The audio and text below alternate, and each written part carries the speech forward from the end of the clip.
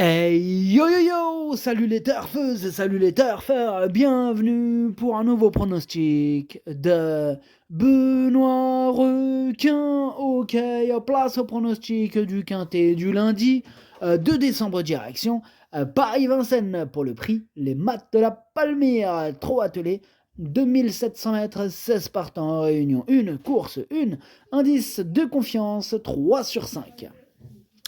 Petit retour sur le quintet de ce samedi dans mon pronostic. Je vous ai donné le tiercé dans l'ordre dans 5 chevaux, ça fait plaisir. Et cette vidéo, je la tourne avant l'arrivée du quintet de ce dimanche et je reviendrai dessus demain. Ok, c'est parti, on commence le pronostic et on commence avec le numéro 1, Jouvenia Bella, et on écoute Jean-Paul Marmion. Jouvenia Bella a travaillé jeudi matin, me donnant entière satisfaction. Elle va être plus réveillée cette fois. Elle a finalement assez peu couru cette année. Elle ne sera pas plus mal sur un parcours de tenue. Elle sera plaquée des 4 pieds. Elle doit affronter les mâles et l'engagement n'est pas idéal, mais elle va bien courir. Ok, merci Jean-Paul. Ce numéro 1, moi il me plaît beaucoup. Je l'ai gardé, je l'ai bien placé. Je l'ai mis 5ème dans mon prono, donc attention à ce numéro 1. On passe au numéro 2, Jasper Pilla, et on écoute Alexandre Abrivard. Jasper Pilla était pieds nus pour la première fois le 19 novembre et je suis allé de l'avant. Bon, il a rendu les armes pour finir. Je vais le driver différemment, moins offensivement, comme pour être 5ème. C'est en procédant ainsi qu'il pourra optimiser son classement. On lui remet sa ferrure de confort. Ok, il change de tactique, Alexandre Abrivard, avec ce numéro 2, qui me plaît aussi. Je l'ai gardé, mais plutôt en bout de combinaison. On enchaîne avec le numéro 3, Jézabel Génilou, et on écoute Gwen Junod. Jézabel Génilou n'a qu'une course dans les jambes depuis cet été et va encore manquer de compétition. Elle doit affronter les mâles. Elle sera déférée des 4 pieds cette fois, mais avant coup, cela me paraît compliqué pour les premières places. Ouais, bon, en tout cas, il me fait peur ce numéro 3. C'est même celui qui me fait le plus peur. C'est lui mon gros regret. C'est lui mon cheval de complément. Cas de nos partants, attention, possible cassage en vue. On passe au numéro 4, Jazz de Pervenche, et on écoute encore Alexandre Abrivard.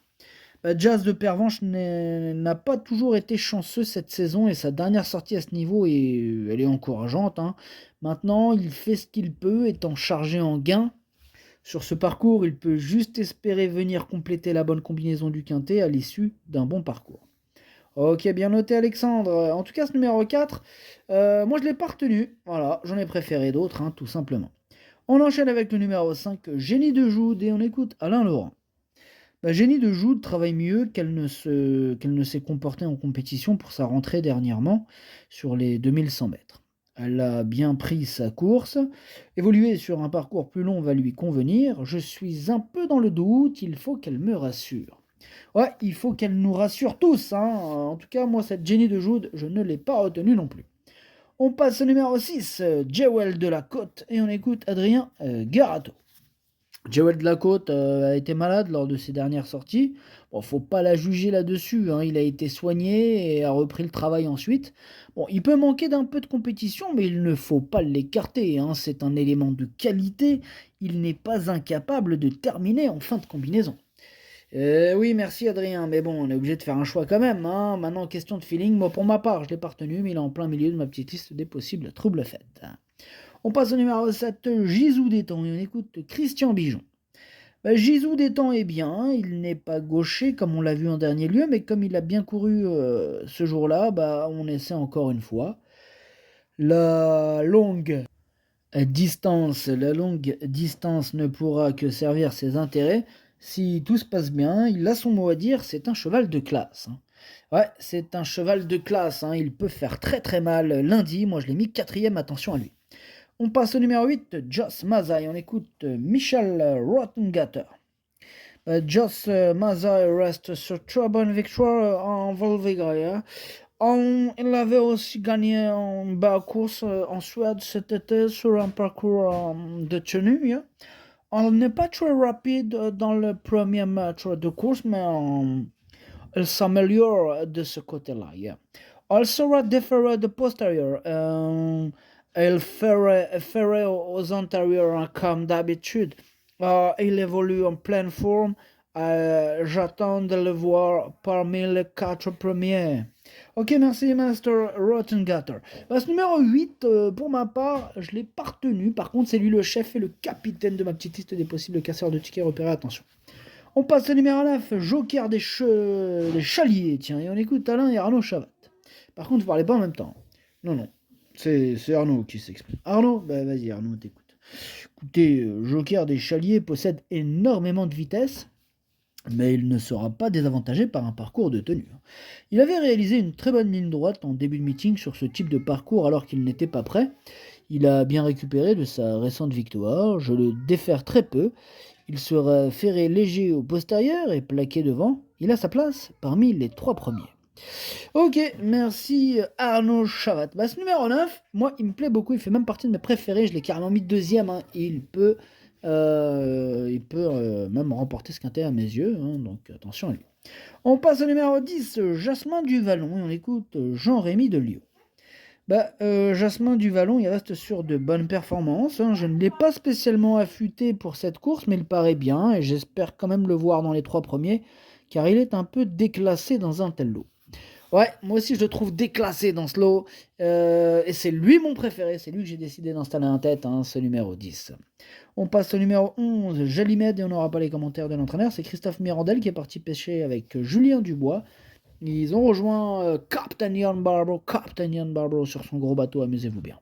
Bref, ce numéro 11, lui, par contre, je ne l'ai pas retenu, mais il est à l'arrière de ma petite liste des possibles troubles faites. D'ailleurs, on la clôture ainsi cette liste. On passe au numéro 12, Jane Mab, et on écoute Alexandre Buisson. Jane Mab est en bonne condition physique, tout se présente pour le mieux. On n'a pas trop le choix des engagements avec elle en ce moment. Elle va découvrir de bonnes conditions de course et a été de ce fait préparée pour ça. Oh là là, les enfants, calmez-vous. À l'issue d'un déroulement favorable, elle a sa place dans les 5 premiers. Elle a sa place dans les 5 premiers, nous dit Alexandre Busson. Ce numéro 12, moi, il me plaît bien, je l'ai gardé, mais en toute fin de combinaison. On passe au numéro 13, Joyce, et on écoute Gwen Junot. Joyce n'a pas été performante cet été, elle n'apprécie pas cette période. Sa rentrée a été très discrète, elle sera déférée des 4 pieds, on espère qu'elle sera mieux, mais avant coup, il faut qu'elle rassure. Ouais, moi en tout cas, elle me tente pas, je l'ai pas retenue. On passe au numéro 14, Jane Aimé, on écoute Christophe Klein. Jane Aimé reste sur une bonne prestation qui était attendue. On demande une confirmation sur la longue distance, mais il n'y a pas de raison. Elle a besoin d'une course régulière, limpide. Avoir couru sur 2100 mètres lui aura donné du jeu de jambes, ce qui lui fait défaut à l'attelé. C'est un bel engagement, étant déféré devant pour la première fois à l'attelé. On y va avec des ambitions. Ok, merci Christophe. Ce numéro 14, moi il me plaît bien. Attention à lui, moi je l'ai mis 6ème.